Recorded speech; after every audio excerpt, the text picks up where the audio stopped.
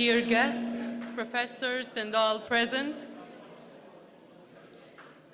dear Rector of UBT, Professor Dr. Edmond Hairizi, dear Swedish Ambassador in Kosovo, Mr. Jonas Westerland, dear Vice Rector of Sapienza University, Professor Dr. Luciano Sasso, dear professors, UBT staff members, researchers, and students.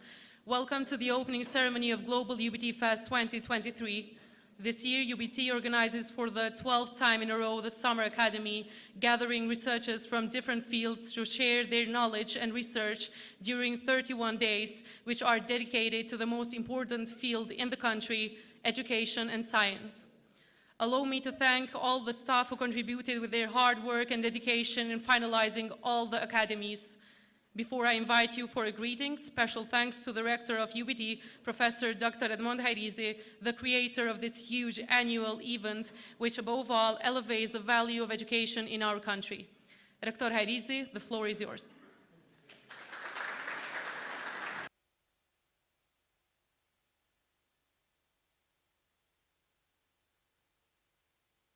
Thank you very much, dear colleagues, dear Ambassador Westerlund, dear professors, students, staff.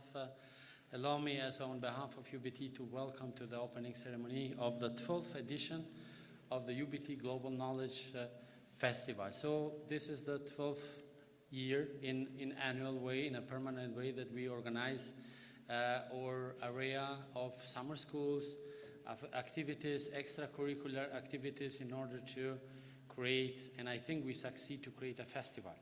And this, before some years ago, we named this Knowledge Festival. We wanted to consider 1 month after the very hard work in studies and after hard work in the academic year to have, let's say, free activities, additional activities, extracurriculum activities, different type of activities with a reflection for the things that we wanted to have, something that we maybe did not cover in the curriculum, something that maybe will be a kind of preparation for the future, and in different type of activities. Of course, the major activities here are summer schools. Every school, 22 schools, are organizing minimum 1 summer school every year. So today we have more than 30 summer schools that will be organized during the July. So I think with 32, 33 schools, we are the largest European university with the largest European, let's say, summer schools in Europe. That I don't know, and I don't think there is another university organizing such a number of schools in one time and spreading in different directions. I think this is something good. And this is what we wanted to have. The second point is that we just not only having the summer schools as a classical normal, which is in the line with the European Union and with the European agenda, the mobility. We made free for every students who wanted to access this summer school, from all students, not only from UBT, but from students of all the universities in Kosovo, in the region, and also in the world. So with this reason, we called Global Festival, because today we have global participants. And last year we had more than 10,000 participants. We expected this year to have about 12,000 participants in this month of festival, as July is our month and will be, where we can, let's say, interfere with more than 100 activities, different activities, summer schools, different events on let's say, exhibition, showrooms, competitiveness, games, interaction, small conferences, and so on. So it will be, let's say, diversity, where one student or one participant can walk in the small-scale smart city of UBT here and share different interaction on sport, on health, on food, on technology, on business, on social sciences, and all the activities that might like or maybe can add something more on this part. But we have also very interesting for those to know that we have more than 500 speakers. So there is a great knowledge, let's say, gathering from different perspectives to express their best practice of the knowledge as the colleagues saying, from the research output, but also from the industry point of view, from international community, from diplomacy, and so on. So this create quite a nice place. July is also very good because we have as a diaspora here, is a momentum where they can also join us, and I think it's a very good place to interfere. The summer school mainly will be here, but we will have also some activities in Prizren, in our campus there, and also in Pristina, but mainly we will use the facilities of the campus and science and technology park here in UBT. The next achievement we wanted to do is that to bring Kosovo an attention to have, let's say, a festival of activities in Kosovo. And having 12,000, 15,000 people or participants, I think we create quite a very large major event in Kosovo, and this is also some intention to bring Kosovo as a place where youth and interactivity is places, and education and knowledge is a component for a precondition for development. And in the entire framework of this approach, we have used 3 components here: resilience, innovation, and sustainability. This is the approach that every topics are interacting. As from the point of resilience, from the point of diversity, dynamicity, and many other aspects that we are challenging every day for different crises, we should bring the mindset to youth to be prepared and be creating models for resilience. The second part is always sustainability. I think we will follow in the next years the concept of sustainable development, climate change, and this will be looked and viewed from different perspectives, not only from few perspectives, from all perspectives. And the third, of course, looking for an innovative approach from creativity, technology, and so on, so that we have more better solution, more impact, generating values, creating values, and so on. So positive things, promoting things, free without no stress of exams or something, and getting more knowledge and information and sharing with each other. I think this is, of course, to thank all the organizing committee and teams that they work during the year to bring this momentum like this. Students who participate, the welcome from different countries and different universities. And of course, all of you that you can contribute with your speech, with your thoughts, with your components here. I think after this we will have some showrooms here from different summer schools, and some works from design, from fashion, and from other perspectives, and I have to thank you all. So thank you, welcome, and I wish to join this summer with our UBT Global Knowledge Festival. Thank you very much.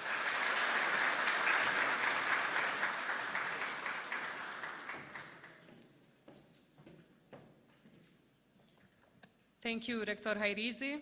Now I invite the Ambassador of Sweden to Kosovo, Mr. Jonas Westerlund. Please, Mr. Westerlund, the floor is yours.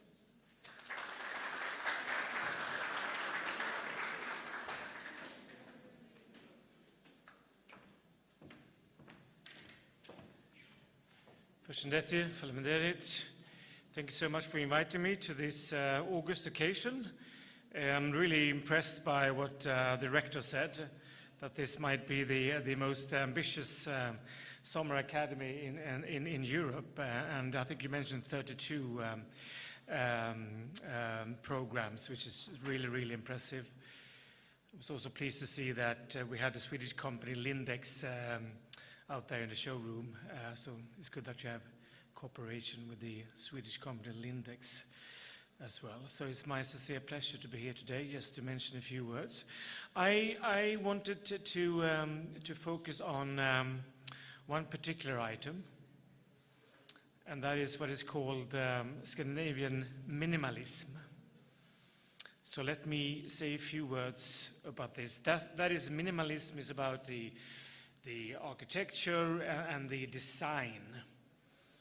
And let me begin by telling you a short story. When I grew up, my grandparents, both on my mother's side and on my father's side, they lived in a neighborhood called Södra Ängby in Swedish. If you translate it, it's going to be the southern meadow village. And that was a new futuristic city. We call it a Nordic functionalism, but it's really minimalism. There were 500 villas, all in white, and all like white in sort of cubic architecture, and very sort of minimalistic in the style.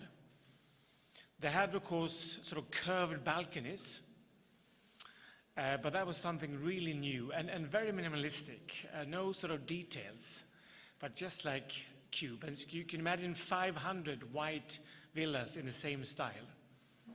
And that is today being classified as a national interest when it comes to architecture's national interest in Sweden.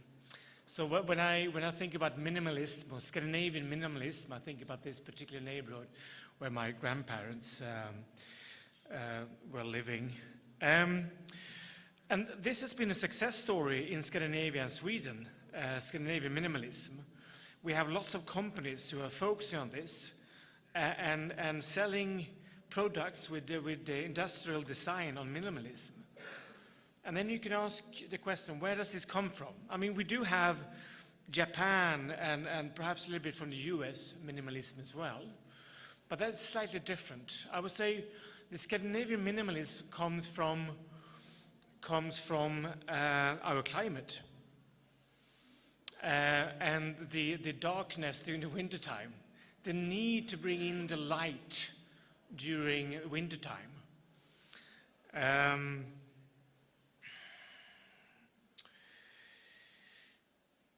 So it's a philosophy born out of the bare necessity, out of a need for endurance and comfort in a challenging climate.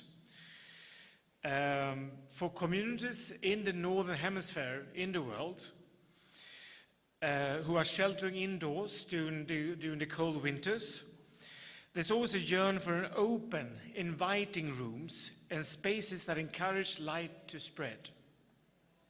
But the Scandinavian minimalism, it's slightly different from the American and the Japanese minimalism, because it's less about simplifying life for an open mind, which is the more Japanese way. But the Scandinavian minimalism is about reducing what is unnecessary to leave what is essential. So you have a very clean desk, you have a very clean living room, you have very few paintings, you have it very Spartan, is another word that springs to mind. But it's also different from the Japanese and American minimalism in the sense that we also want to have it in a very sort of great comfort and coziness. So we want to have nice sofas and not hard sofas. And we want to use wood all the time. That's our tradition. And that makes it also much more cozy, I would say. And we would bring in light, and we would have bright lights all the time, bright colors all the time. So that is the definition of Scandinavian minimalism. It comes really from the 1930s. We have famous designers like Alvar Aalto from Finland, and Arne Jacobsen from Denmark. And we have Joseph Frank from Sweden. Those are three very famous designers from Scandinavia in the 1930s and beyond that. They were influenced, I should mention that also, by the Bauhaus School of Design from Germany, but they took a different turn, and that's how they created their own design. So today I think the most famous Swedish companies for minimalism is IKEA. Sadly we don't have IKEA in Kosovo yet, but one day I'm sure we will have. But I'm sure you're still famous with IKEA. Though IKEA sell, I mean the majority, I would say, the products that are very minimalistic. And that has been a key success in their company's history. I'm not sure how famous the Phoenix Outdoor is here in Kosovo. They have a very famous backpack with a fox at the back. but if you think of it, it's also very minimalistic. It's very easy to design.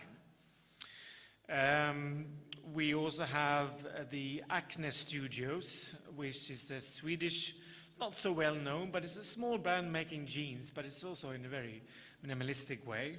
We have a Danish company, which is more famous, I believe, Bang & Olufsen. They have a very, very minimalistic approach as well. Apple is not Swedish at all, but I think Steve Jobs, he adopted this. I'm not sure whether we influenced or not, I cannot say that, but he adopted this minimalistic approach very much and became very successful. I think you have to be very creative to be a minimalist as well. And it so happens that both Sweden and Finland and many other of the Nordic countries are very creative. We're always ahead on the creative list. If you take in 2022, we were in first place in the what is called the European Innovation Scoreboard for 2022. I can go on. We were in third place in the Global Innovation Index for 2022. We were in third place in the Sustainable Development Goals Index for 2022. So we are very creative. I think that has much to do with our upbringing and our educational system, that we are always challenged to come up with our own ideas.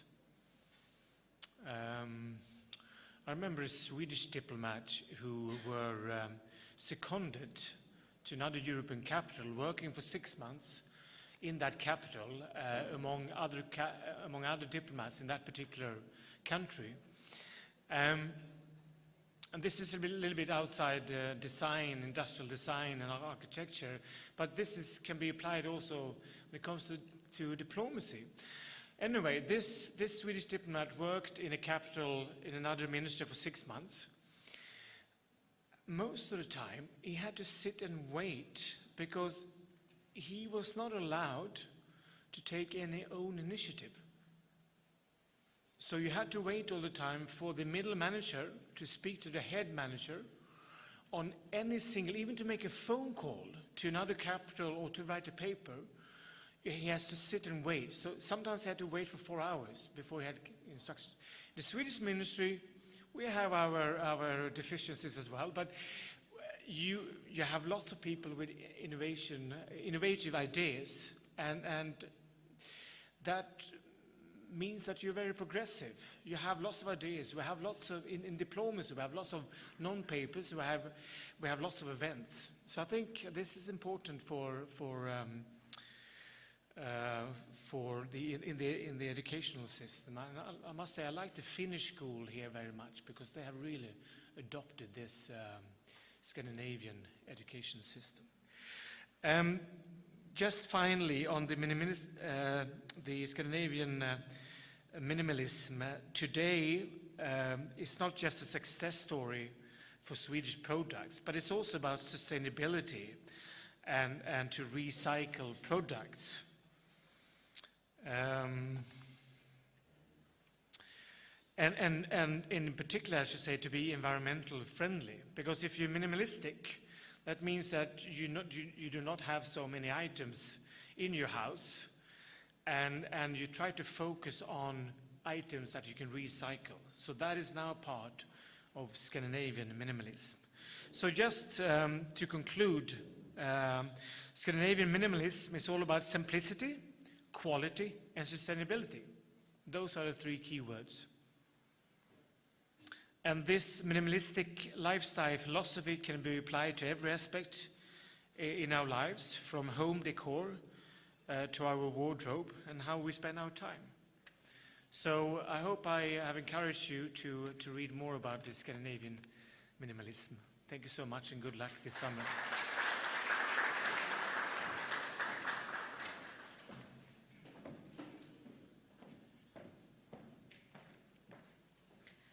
Thank you, dear Ambassador. Next is the Vice Rector of Sapienza University, Professor Dr. Luciano Sasso. Professor Sasso, the floor is yours.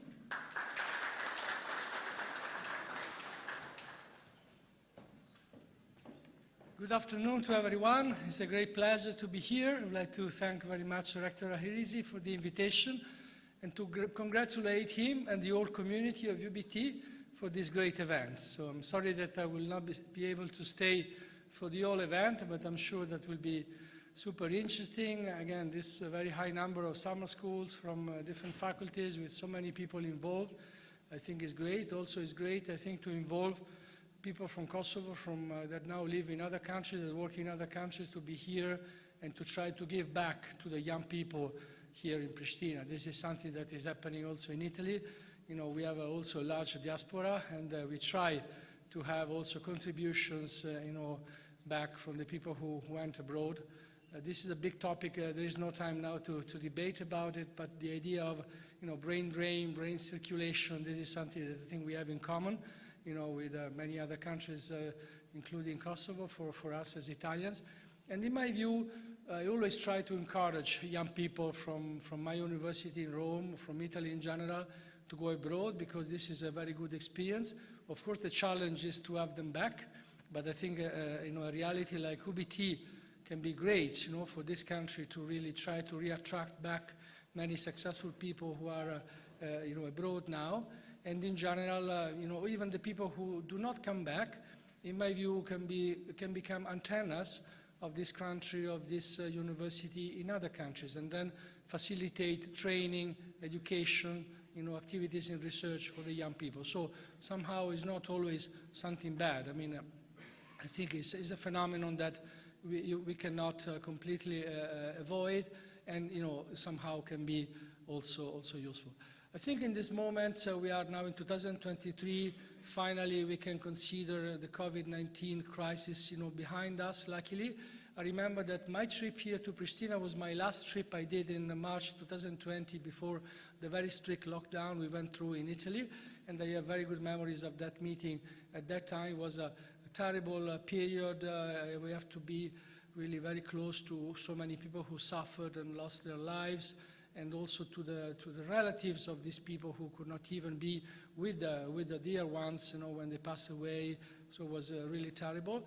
But somehow for universities, I think this also gave us an opportunity to innovate. So we have now to look back and see what of positive, remained after this big crisis. And in my view, there are several things.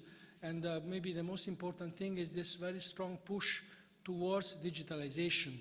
Digitalization, of course, started much before, but many things which were complicated before, actually now are much easier.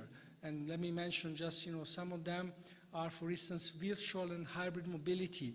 This is something that before did not exist at all. Mobility was only physical mobility. Students, young researchers, had to move to another country, to do an experience. Nowadays, especially with this very successful model that you have here of the summer schools, you can actually have, during the year, some activities online, and then try to attract some of the professors here in Pristina, for instance, during the summer, or vice versa, try to send out some young people who can benefit still for some activities online. So I think the hybrid model proved to be effective, can actually expose young people to teaching and research from different people who actually are far away at that moment. It happens to me all the time that I work a lot online, I do teaching online when I can, and this is really something useful because it's very efficient. You can concentrate in a certain time of the day that activity, and if you do it well, in my view, can be very, very effective. I believe that the quality of teaching or any other activity online can be very high if we manage to be interactive with the audience. So when people said, but in presence activity are higher quality compared to online activity, in my view, this is not exactly true. Depends on how much you manage to engage the audience, because if you don't engage the audience, if the students, even before COVID, they were sleeping in their chairs because the professor was boring, that professor was even more boring online probably. But if the professor was able to engage the students before, most probably managed to engage the students even. So it's a question of quality. is a question of engaging, again, the students, of teaching in a different way, not just pretending to transfer the knowledge from the brain of the professor to the student, but actually to try to encourage students to learn by themselves. I think this is the reality nowadays. Young people are very creative, especially I can see here in UBT, very motivated, they want to learn, and I think the role of the professor is not anymore to sit on a cathedra and just to teach and pretend that he or she knows everything, but on the contrary, be on the side of the learner and try to encourage the learner to learn in a good way. And this is still very useful because information is really increasing at an amazing speed. So there is so much to learn, and the problem I think young people have nowadays is that easily they get lost because of this overwhelming amount of information. So the role of professor is still very useful, but not just the traditional role of transferring knowledge, but just in my view to guide the learner, the student at all levels, bachelor, master, PhD, to learn in a good way, to avoid to go in the wrong way somehow and lose time in things that somehow are not very useful, but again in a different way. And this digital world in which we live now can provide, in my view, a lot of opportunities that we have to use in the good way. We just saw this year the coming of ChatGPT. Nobody could imagine the strong impact of ChatGPT that we are having. This is a revolution. I mean, you cannot assess students in the same way as before. You cannot ask a student, please bring for tomorrow whatever the 1,000 words of a text, because he or she can create it easily with ChatGPT. So we need to go back to a way of, again, teaching in a creative way, guiding the students, and using also these technologies that are coming. And we cannot just stop, this innovation and say, okay, we don't want ChatGPT. ChatGPT is there. There are good uses that we can have of that. And again, this can be useful. So again, congratulations to the rector, to the community for everything you are doing. It's a pleasure to be here, and it's a pleasure to collaborate with you. Thank you.